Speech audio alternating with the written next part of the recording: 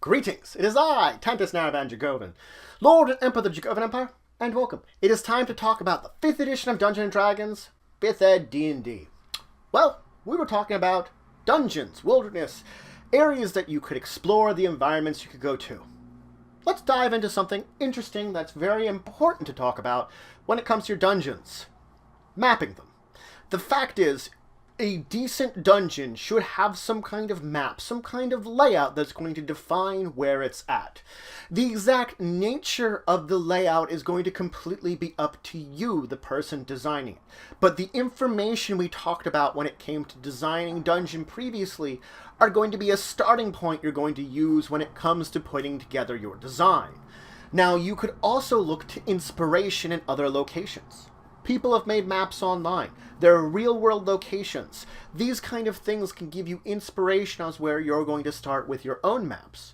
Or if you really wanted to, you could take another map. There are maps that are provided for free online in various places that you are able to use. Just change the rooms around, change the layout maybe a little bit. Do little things to tweak it and make it your own. The map itself might not change, but a lot of the ways of where things are within that map and what things are in the various rooms can easily be put together by you. Now, when it comes to drawing your own map, you're going to want to start in a place which is what you're drawing on. Graph paper is a great way to start drawing your own map, because each of those squares could easily be a 10 by 10 square within your dungeon. Now, this isn't the only standard you could have. If you're having a dungeon that's a little smaller, you might want to make your squares 5 by 5. Theoretically speaking, if you're going to have a really massive dungeon, maybe made for something like giants, they could be up to 20 by 20s. Whatever scale you're using for the dungeon is completely up to you, but graph paper makes it very easy to begin designing it. Now, there's going to be a number of points you want to keep in mind when designing your dungeon to make it more exciting. In and of itself, this is just making the map design more exciting and more accessible to your players. You don't want it to be simple and bland. First off, make it asymmetrical. Both the map and the rooms should be asymmetrical. This means it's unpredictable for your players. They're not going to know, like, oh, if we go over here, there's going to be this room. If we go over here, there's going to be this room. If it's predictable, it's not as fun as if they don't know what's going to happen, what's going to come about. It's a little bit more exciting to have this changes between this location and the next on the basic map. Also, make it three-dimensional. This isn't just making more than one layer of a dungeon. That's something. But you can make things like pitfalls, ledges, cliffs, various things that add height and dimension and challenge to your rooms and your dungeon layouts. These little things can actually mean a big difference in the way that people think and process. The third dimension could add an advantage to your players. It could add a disadvantage if they're fighting and there's a person that's an archer above them, that they're forced to use range attacks when, oh hey, there's people that use melee only on your team. Messes up them a lot. So you can see how height, 3 dimensions, adds a lot to the way that you're designing it.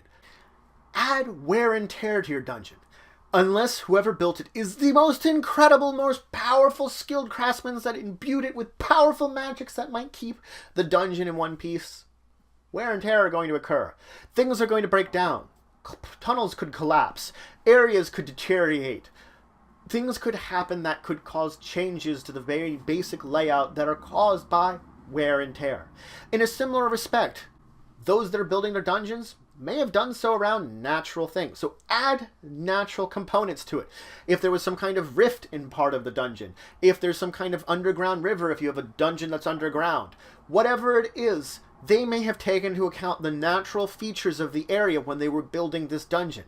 Most folks do. So take into account that they might have these natural features associated with it and use them. Use them to your advantage.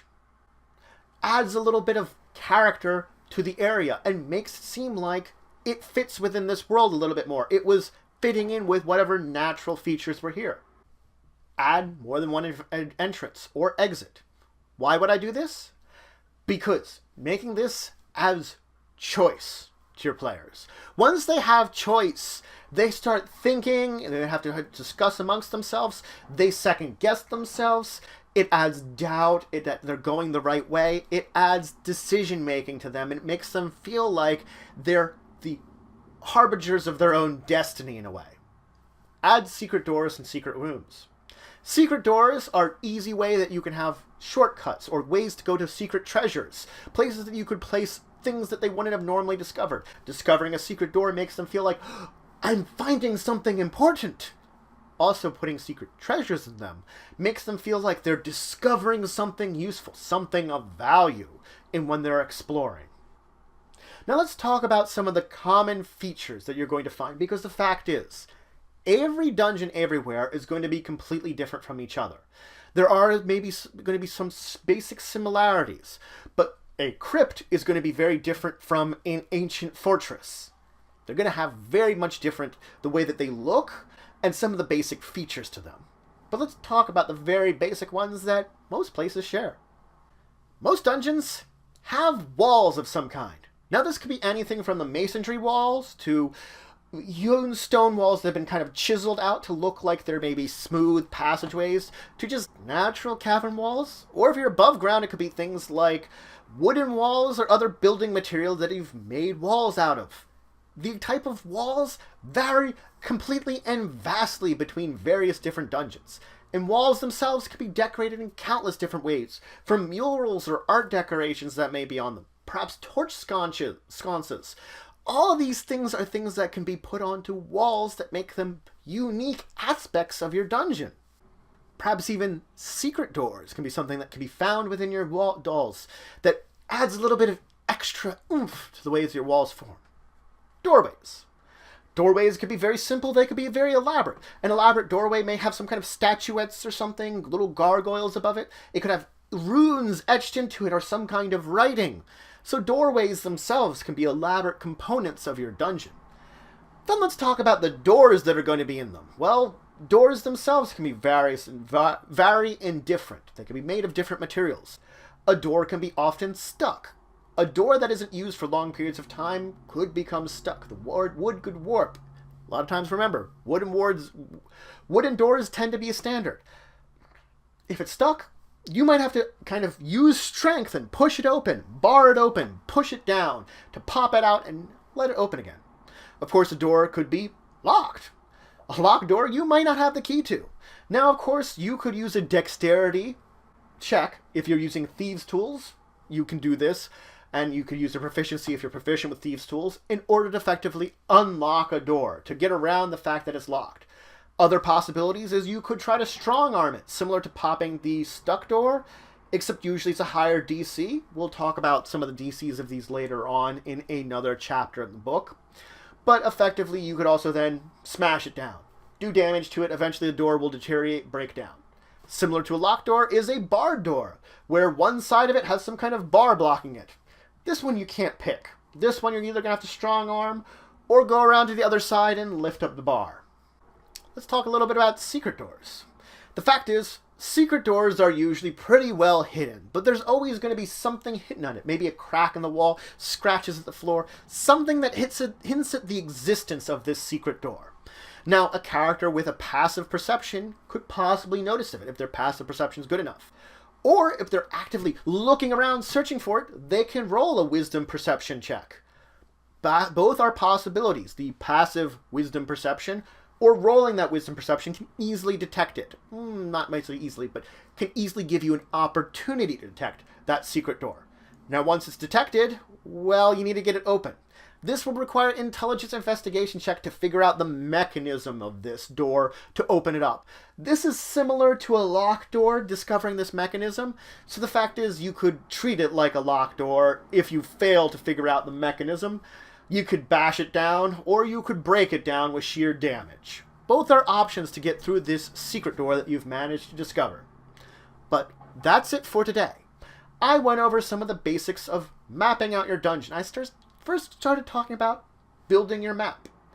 If you're making a dungeon, you're going to want some kind of map to it. And of course, you're going to use the information we talked about as the basic information where you're going to start.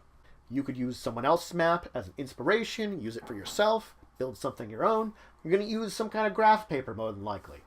Then we're going to start building this map. Of course, you're going to have walls. Walls separate out your hallways, your rooms, your chambers, everything, and the types of walls are going to be up to you depending on the dungeon, depending on the features. There are some common things about walls. Usually they've got decorations to them, maybe some kind of torch sconces or something so people can see. All these add to the aspect, which is walls.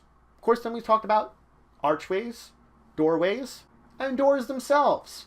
That they could be stuck, locked, or they could be barred from the other side. And we moved on to another type of door, the secret door, which you have to not only detect, you have to figure out how to open it. And if you fail, you can just bash it down, just like you did with one of those locked doors. Which can always be effective, or not. In the next episode, we're going to talk more about features that you can find in your dungeon. And then we'll move on to talking about hazards you can find in your dungeon. These aren't quite encounters or monsters. They're dangers that can just exist as a hazard. But if you have any questions, comments, anything you would say, anything you think I left out, please leave in the comments below. Please like, share, and subscribe. It's just for the channel, the empire, the work I do. If you want to show some extra support, you could always check out my Patreon. Link in the description below. I've got some great rewards there, and it does help to grow and improve the channel. But regardless, until the next time, I bid you farewell.